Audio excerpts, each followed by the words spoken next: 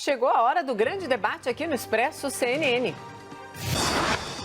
Duas grandes brigas públicas entre ministros do governo Bolsonaro aconteceram nesse mês de outubro. A mais recente foi entre o ministro da Secretaria de Governo, Luiz Eduardo Ramos, e do Meio Ambiente, Ricardo Salles. No início do mês, Paulo Guedes da Economia e Rogério Marinho, Marinho do Desenvolvimento Regional, também trocaram farpas públicas. O tema de hoje é: as brigas entre membros do alto escalão desgastam o governo federal?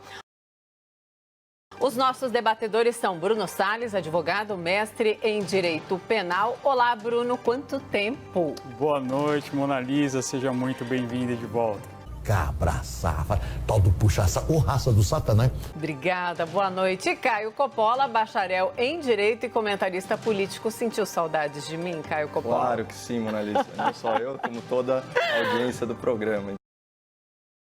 Então, eu reforço aí as boas-vindas do Dr. Obrigada. Bruno. Boa noite aí, boa noite ao espectador da CNN. É isso aí, só para a gente relaxar na volta. Começamos então com você, Caio, suas primeiras considerações para a gente começar esse debate. Claro.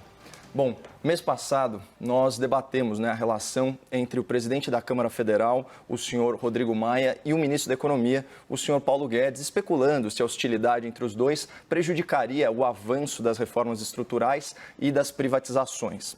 Bom, em síntese, eu argumentei que a falta de afinidade entre indivíduos nunca impediu o alcance de objetivos coletivos. Por exemplo, o funcionário que não admira o chefe ainda pode e deve gerar valor para sua empresa. E o esportista que deseja ganhar um campeonato, ele tem que colocar em segundo plano as suas diferenças com os companheiros de time. O tema de hoje é quase idêntico ao discutido mês passado: os atritos entre autoridades da República e a sua repercussão prática.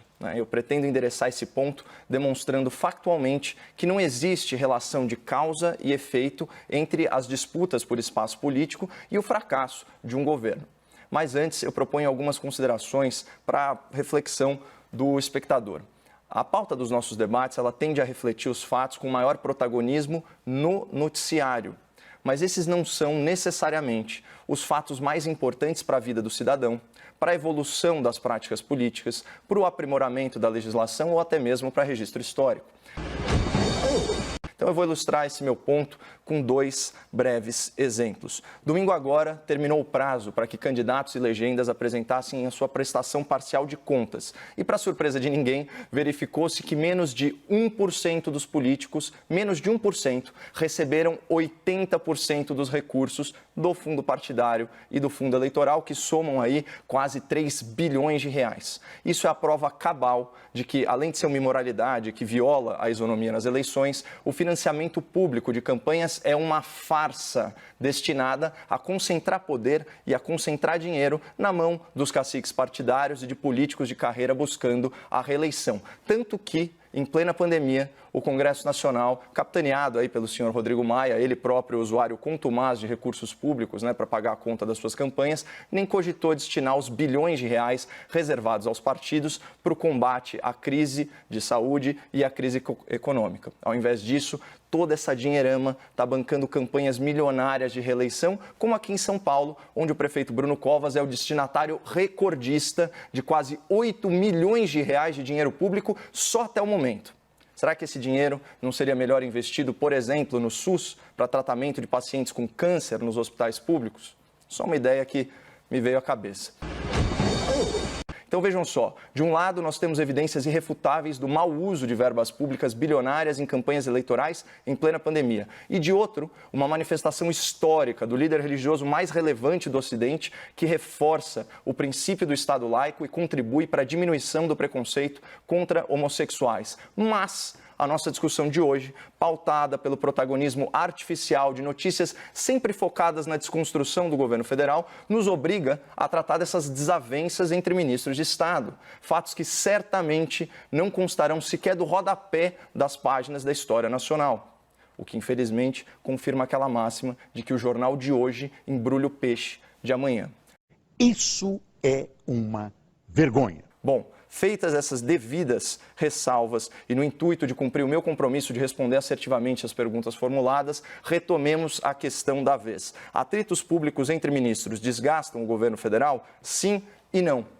E por que essa resposta ambígua? Porque o Brasil é um país continental, desigual e de múltiplas realidades socioeconômicas. Em uma dessas realidades brasileiras, existem os leitores, os ouvintes e os espectadores da imprensa especializada em cobertura política. Mas é um grupo muito restrito de pessoas. Só para a gente ter uma ideia, o público médio somado dos canais de notícia da TV paga não ultrapassa 1 ponto de audiência, o que corresponde a 260 mil domicílios e 700 mil telespectadores conectados simultaneamente. Nesse mesmo sentido, não existe nenhum jornal em circulação no Brasil com média mensal de exemplares pagos superior a 330 mil e o número de assinaturas digitais é ainda menor.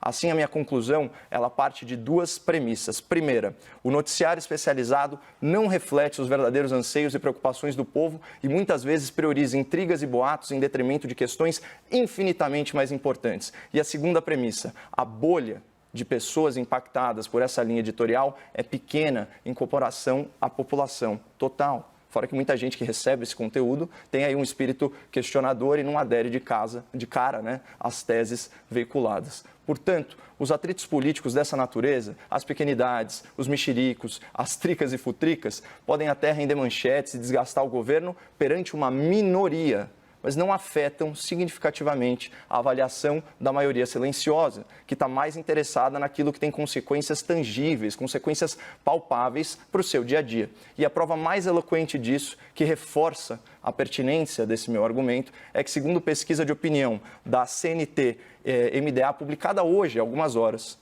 o governo federal bateu novo recorde de aprovação, 41,2%. E, nesse mesmo sentido, a aprovação do presidente saltou de 39% para 52% e a sua desaprovação despencou de 55% para 43%. Uhul! Então, é muito difícil sustentar que o governo está se desgastando diante de números e tendências tão favoráveis. O mais lógico e, para ser sincero, o mais sensato seria reconhecer que briguinhas entre ministros, por mais criticáveis que sejam, não são tão relevantes nem merecem tanto holofote. Suas primeiras considerações, Bruno, por favor. Obrigado, Mona Lisa. Boa noite, Caio. Não te dei boa noite lá no começo. O faço agora e me penitencio. O jubileu está esquisito hoje. Eu tenho medo. O que eu entendo desse debate de hoje?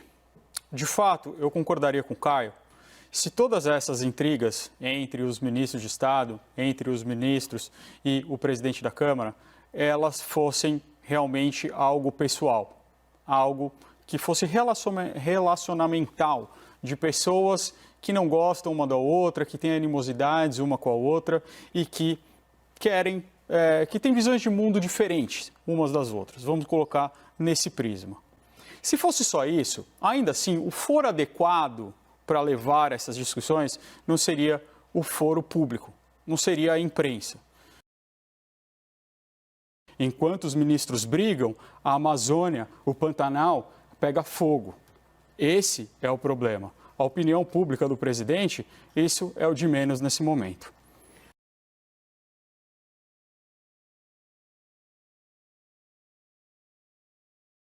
Vamos então para o debate. Bruno e Caio, por favor. Bom, eu concordo integralmente com o Bruno no sentido de que a postura dos ministros de publicizar os conflitos, ela não só é criticável, como ela é lamentável, né?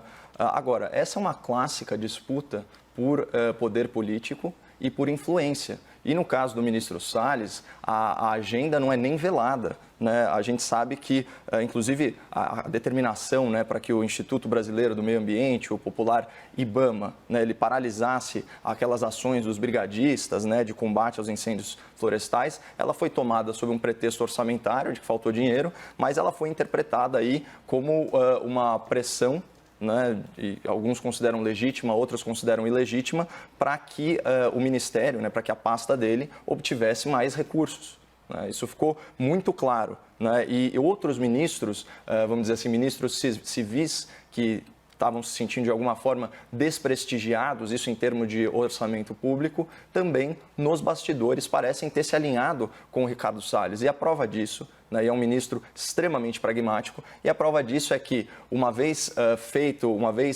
vamos dizer assim, colocado em público o factoide, inclusive com ofensas aí de natureza pessoal ao seu colega, né, ele logo depois né, botou panos quentes, se retratou publicamente, né, um pedido de desculpas aí irretocável e obteve o resultado pretendido, como você bem colocou, da obtenção de verbas. Então, o aspecto prático disso é uma interrupção temporária em alguns serviços do IBAMA. Isso, de fato, a população, principalmente a população diretamente afetada, vai conseguir perceber. Agora, a pauta do debate, ou seja, o tema em si, que fala se isso desgastou o governo, aí já são outros 500. Né? Inclusive, os números reforçam a minha tese inicial.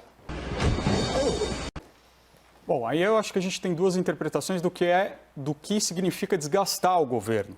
Se for um desgaste realmente na opinião pública, isso a gente tem números mostrando que a avaliação do presidente da República vai bem. Agora, se nós estivermos falando de efetividade de um governo que está conseguindo construir, que está conseguindo lidar com seus problemas, em absoluto, há sim um grande prejuízo ao governo. Senador Márcio Bittar, que foi desmentido pelo ministro Paulo Guedes, absolutamente desmentido, quando disse que não haveria qualquer financiamento com precatórios e com o Fundeb, e disse que Márcio Bittar teria entendido errado. Quando eu ouvi Márcio Bittar falar isso com todas as palavras, ao lado de Paulo Guedes, ao vivo, a CNN transmitiu isso. Sei. Não, mas, de novo, aqui eu acho fundamental retomar a pergunta em debate. Né? Atritos públicos entre ministros desgastam o governo federal. Você falou num critério possível, né, para a gente aferir o sucesso de um governo, que é a opinião pública. O outro seria o avanço das suas agendas. Obviamente, isso não caminha no ritmo que nós gostaríamos. Né? A gente já criticou aí a ausência de um plano para a reforma tributária, a lerdeza, né, e a falta de empenho do governo em promover a sua própria reforma administrativa.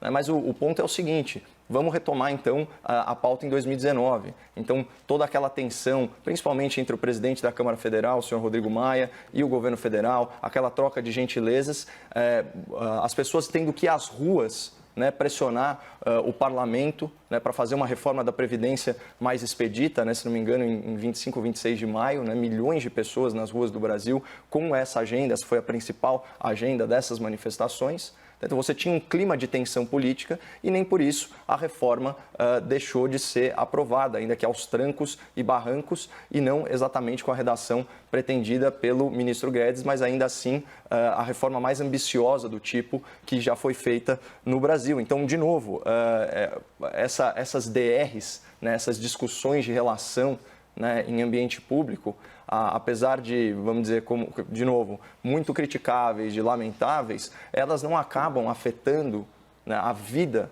cotidiana do cidadão. Isso vai se dar, como você bem colocou, mais para frente, se esses conflitos repercutirem na vida prática, né, na vida palpável, no que é tangível para o cidadão. Mas enquanto isso não acontecer, Bruno, são só especulações, assim como o seu chute de que a popularidade do presidente só se deve essencialmente ao auxílio emergencial e não é simplesmente um conjunto de fatores, como, por exemplo, a ausência desses grandes casos, grandes escândalos de corrupção na gestão do governo federal.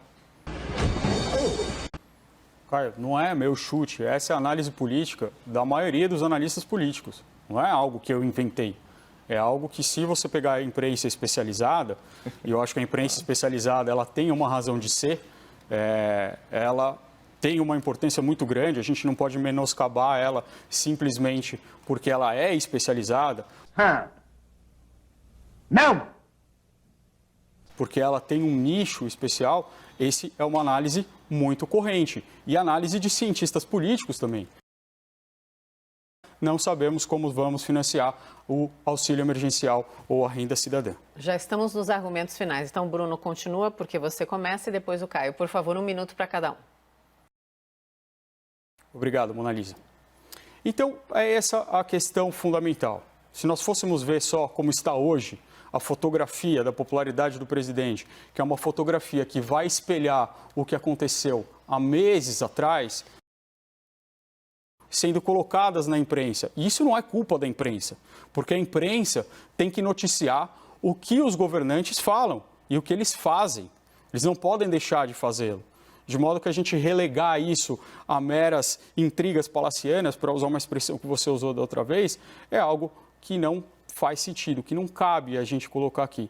São brigas importantes, questões importantes que vão ter um impacto fundamental nos rumos da República. Caio? Bom, doutor, assim como uma maioria não tem o condão de tornar aquilo que é errado certo, né? Não é um chute generalizado feito por especialistas que deixa de ser um chute. Até porque quando você traz uma relação de causa e efeito exclusiva, simplista, a ponto de falar que um auxílio emergencial é responsável por um salto de mais de 1/3 na aprovação da popularidade de um presidente da República, você está oferecendo uma resposta muito simples para uma questão complexa, e isso aí tem todos os indícios de ser uma narrativa e não um fato. Falando em fatos, né, é fato que desde janeiro de 2019, na gestão deste governo federal, na administração federal, não há um escândalo de corrupção. Né? Os casos dos gabinetes da Alerj não correspondem ao governo federal, assim como o caso do senador, né, implicado aí em escândalos de desvios de verba relacionados aí à Covid. Então, de fato, tentam cercar o presidente da República com todas, vamos dizer assim, com todos esses escândalos, mas nenhum deles se deu sob a sua gestão no governo federal, e isso é um recorde, não há o que contestar. Outra coisa, falando sobre a imprensa, de fato, essas intrigas palacianas, elas existem e elas são noticiadas, e devem ser noticiadas. O que a gente está discutindo aqui é o protagonismo desses fatos no debate público, inclusive em comparação com desavenças em outros campos do poder. Por exemplo, a desavença no STF entre o ministro Marco Aurélio, né, e o ministro Alexandre de Moraes, em que houve inclusive uma acusação de vazamento de questões processuais para a imprensa. E se esse fosse um país sério, isso seria apurado, inclusive no âmbito do próprio STF, porque pode estar embutido ali uma denúncia de crime. Então, é só disso que a gente está falando, de não ter duplo padrão na imprensa e da gente atentar para o que realmente está impactando a vida do cidadão e falar menos de fofoca e mais de política. Caralho, o maluco é brabo. Porra! É um mito. É um mito! Obrigada, debatedores. Até amanhã, Bruno. Obrigado, até amanhã. Até amanhã, Caio. Boa noite, Mona Lisa.